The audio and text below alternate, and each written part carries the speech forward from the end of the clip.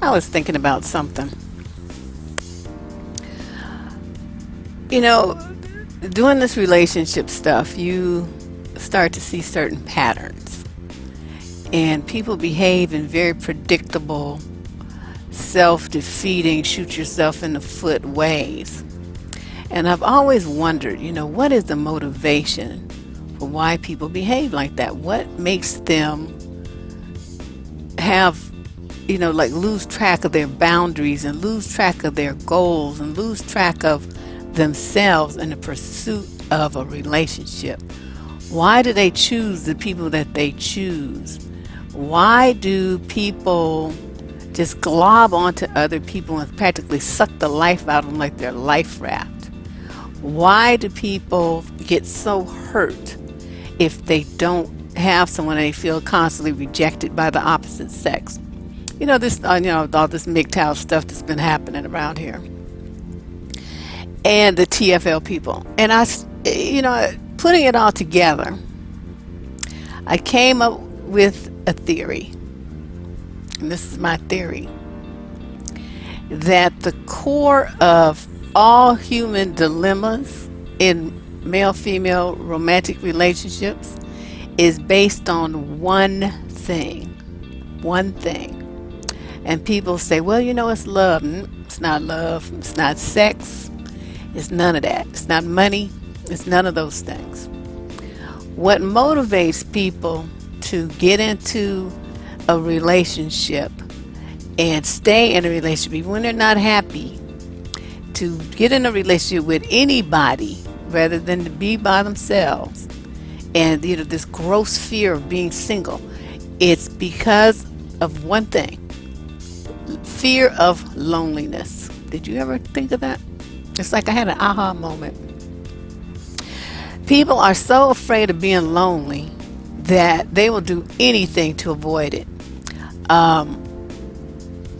And the people who are really lonely and feel like they're never going to escape the loneliness are the ones that we see committing suicide. They can't stand it. And if you really think about it, human beings, you pretty much are born being lonely, because you kind of, as they say, you come into the world alone and you leave it alone.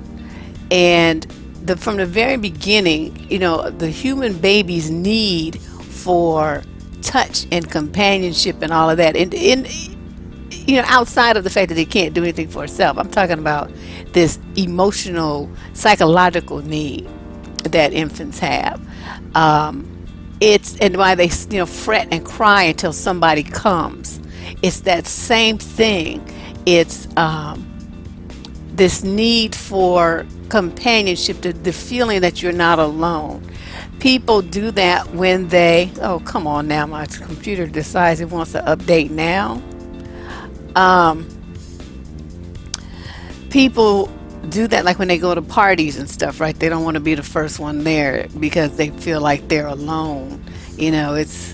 I mean, I may not be articulating this well because I haven't really given it like all that much thought, but it's like the light bulb went on, and it's like the common denominator in a lot of poor decisions that people make about their partnerships, about their dating relationships, about their marriages, about with parents on how they won't discipline and handle their children. They have this fear that the kid won't talk to them anymore or something like that. I don't know. But I mean, when you put all of this together, why people join gangs, why people feel this need to belong to somebody or something outside themselves, religion, everybody's praying together and they hate fellowship and they do all this stuff.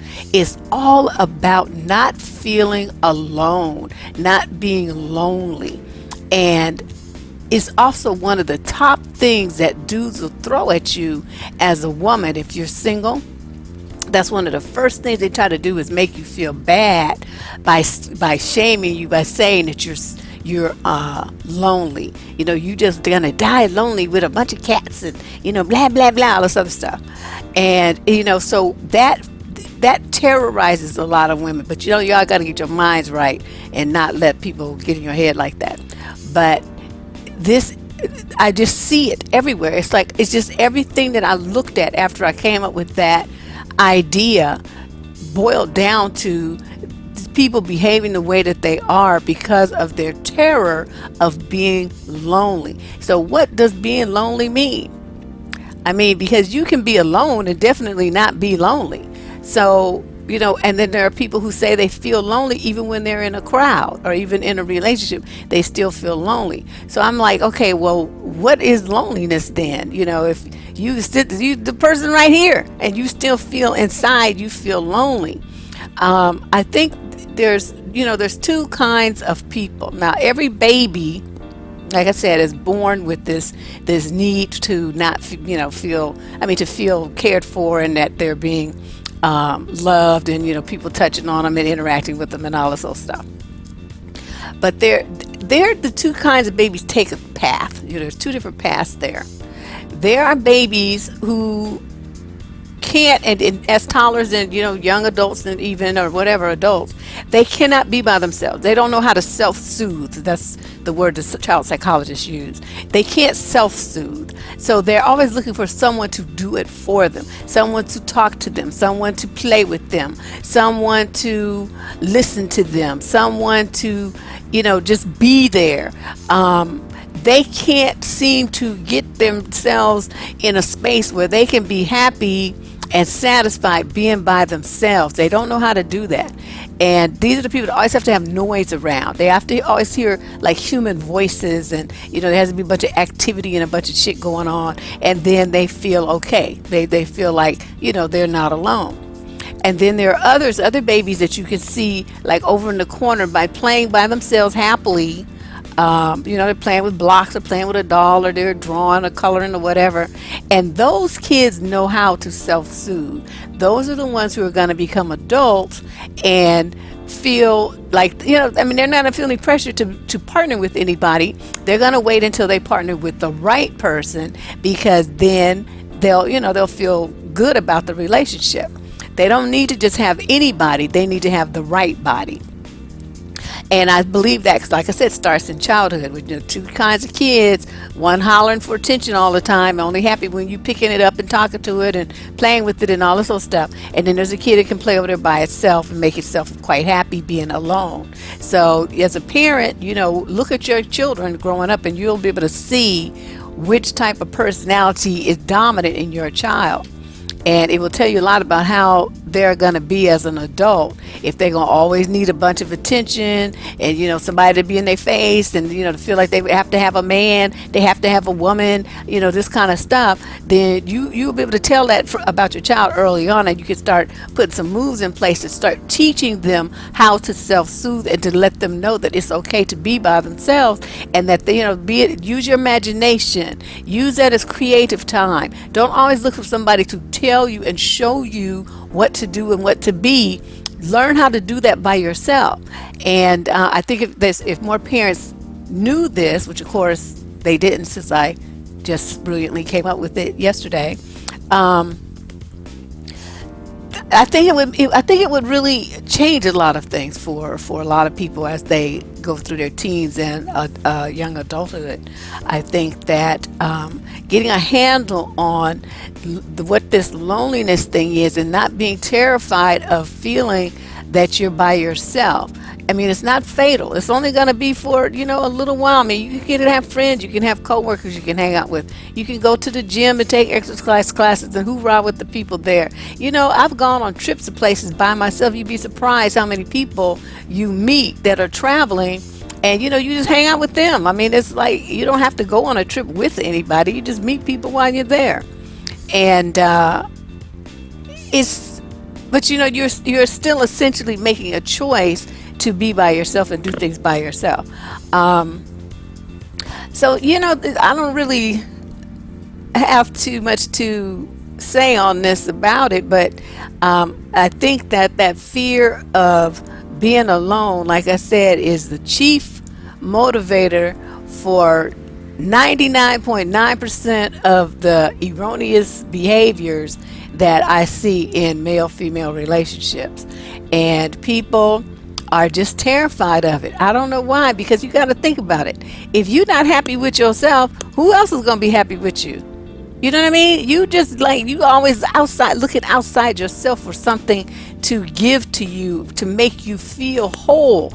You know, people, if they're healthy themselves, they're not going to want to fuck with you because you are going to suck the life out of them. They're whole and healthy. Why would they want to be with somebody who's going to be like a spiritual vampire sucking all the juice out of them? And that's what you people do who can't be by yourself. You always want to be in somebody's face. You want to text them 900 times a day, talk to them on the phone for hours and hours every day. People have shit to do. You know they're trying to read a book or go do something, intellectual, and you don't want them to do it because you want them to be looking in your face all the time. I mean, people will get sick of you, and people will start to feel like they are losing themselves being in a relationship with you, and they're not gonna want to do it. And it doesn't have to be a romantic relationship. It could just be two women friends, or two male friends, or it could be a parent with a child. I mean, people think kids, parents don't get sick of their kids. I beg to differ. You get real sick of them little motherfuckers. So it's the kind of thing where, if you notice that this is this thing is a part of what you are, I mean, you recognize yourself in this conversation, that you're terrified of being by yourself, you're terrified of feeling lonely, it's the scariest thing in the world to you, I'm telling you, you need to get a handle on it. You need to get a handle on it, and learn how to self-soothe. A lot of people have employers. You have these EAP things, employee assistance programs. They'll give you some free psychological help on the phone, or set you up with some sessions, a couple of sessions or whatever. I mean, there's just something like that can probably put you on the path to where you're feeling more complete in yourself. That's what's needed here. And you can't let people like terrorize you and control your life using fear of anything, especially fear of loneliness. But think about this. We can have some more discussion about it, in the comment section below. But I mean, from staying in abusive relationships to dealing with some stupid ass, trifling piece of shit ass man or woman, being just these women having baby after baby after baby by every nigga that they screw. I mean, it's just I mean, you let the dude move in, he ain't paying no rent, he ain't paying no bills, he's useless as tits on a bull. That's what my daddy used to say. Y'all just have all these things going on. You giving these men money just so he'll be around you. You just take all kind of shit. You let him come and go and beat on you and talk crazy to you and do all kind of stuff, and take advantage. That's what's going on, and yet you stay in a relationship where you find excuses why you shouldn't leave. And the number one being, but I love him though. But the real one is, you're terrified to be by yourself. You're terrified of feeling lonely, and I don't know why that word just puts chills down people's spine. But it's okay. It's okay. Just like you feel sad, happy, glad, depressed, overjoyed, angry. I mean, it's a natural emotion. But too many people let it control their lives. That's what I'm saying. It controls your decision-making process. And your fear of loneliness overrides your good sense. You let your fear of loneliness get you right. Well, that's what they say. You write a check that your ass got the cash because you put yourself in a stupid situation so that you won't be lonely. Not understanding that if you have somebody who's only half stepping and tripping with you, then you're still alone anyway. They're just like something that's a figment of your imagination. But yeah, like I said, just think about this, and what you think, how you think it might apply to your life. And then we'll talk about it in the comments. Hope you enjoyed that video. I'd like to take the moment here to ask you to please subscribe to this channel and to share a link to this video or any other that you find of interest. Spread the word, share a video link with your friends so that they can get up on the games that men play too.